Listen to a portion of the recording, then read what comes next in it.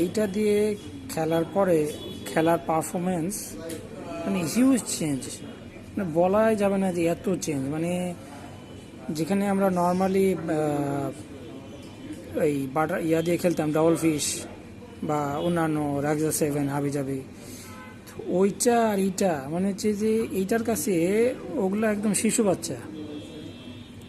এত পাওয়ার, এত মানে স্পিড, মারলে ধরেই না বল সহজে, ধরার জন্য সাহসও করে না যে ভাই বলটা ধরি, এই সাহসটাও করে না।